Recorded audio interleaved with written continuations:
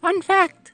On the morning of September 11th, 2001, 19 men armed with box cutters directed by a man on dialysis in a cave fortress halfway around the world using a satellite phone and a laptop directed the most sophisticated penetration of the most heavily defended airspace in the world, overpowering the passengers and the military combat-trained pilots on 4 commercial aircraft before flying those planes wildly off course for over an hour without being molested by a single fighter interceptor. These 19 hijackers, devout religious fundamentalists who like to drink alcohol, snort cocaine, and live with pink-haired strippers, managed to knock down 3 buildings with 2 planes in New York, while in Washington a pilot who couldn't handle a single-engine Cessna was able to fly a 757 in an 8,000-foot descending 270-degree corkscrew turn to come exactly level with the ground, hitting the Pentagon in the budget analyst office where DoD staffers were working on the mystery of the $2.3 trillion that Defense Secretary Donald Rumsfeld had announced missing from the Pentagon's coffers in a press conference the day before, on September 10th, 2001. Luckily, the news anchors knew who did it within minutes. Osama bin Laden. The pundits knew within hours. Osama bin Laden. The administration knew within the day. Terrorists who committed these acts and those who harbored them. And the evidence literally fell into the FBI's lap. That a hijacker's passport was found blocks from the World Trade Center crash site, if you can believe that. But for some reason, a bunch of crazy conspiracy theorists demanded an investigation into the greatest attack on American soil in history. That investigation was delayed, underfunded, set up to fail, a conflict of interest, and a cover-up from start to finish. It was based on testimony extracted through torture, the records of which were destroyed. It failed to mention the existence of WTC-7, Able Danger, P-Tech, Sibel Edmonds, OBL and the CIA, and the drills of hijacked aircraft being flown into buildings that were being simulated at the precise same time that those events were actually happening.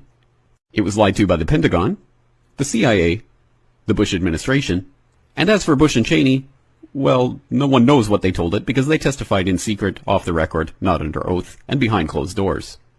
It didn't bother to look at who funded the attacks because that question is ultimately of little practical significance. Still, the 9/11 Commission did brilliantly answering all of the questions the public had, except most of the victims' family members' questions, and pinned blame on all the people responsible, although no one so much as lost their job, determining the attacks were Failure of imagination. Because Nobody in our government, at least, and I don't think the prior government that could envision flying airplanes into buildings. except the Pentagon, FEMA, NORAD, and the NRO. The DIA destroyed 2.5 terabytes of data on Able Danger, but that's okay because it probably wasn't important. The SEC destroyed their records on the investigation into the insider trading before the attacks, but that's okay because destroying the records of the largest investigation in SEC history is just part of routine record keeping. NIST has classified the data that they used for their model of WTC-7's collapse, but that's okay because knowing how they made their model of the collapse would jeopardize public safety. The FBI has argued that all material related to their investigation of 9/11 should be kept secret from the public, but that's okay because the FBI probably has nothing to hide. This man never existed, nor is anything he had to say worthy of your attention, and if you say otherwise, you are a paranoid conspiracy theorist and deserve to be shunned by all of humanity. Likewise him, and her. And her, and her, and him. Osama bin Laden lived in a cave fortress in the hills of Afghanistan, but somehow got away. Then he was hiding out in Tora Bora, but somehow got away. Then he lived in Abbottabad for years, taunting the most comprehensive intelligence dragnet employing the most sophisticated technology in the history of the world for a decade, releasing video after video with complete impunity and getting younger and younger as he did so, before finally being found in a daring SEAL team raid which wasn't recorded on video, in which he didn't resist or use his wife as a human shield, and in which these crack special forces operatives panicked and killed this unarmed man, supposedly the best source of intelligence about those dastardly terrorists on the entire planet. Then they dumped his body in the ocean before telling anyone about it. Then a couple dozen of that team's members died in a helicopter crash in Afghanistan. This is the story of 9/11, brought to you by the media which told you the hard truths about his head could be seen to move violently forward. And they took the babies out of the incubators. And mobile production facilities. And the rescue of Jessica Lynch.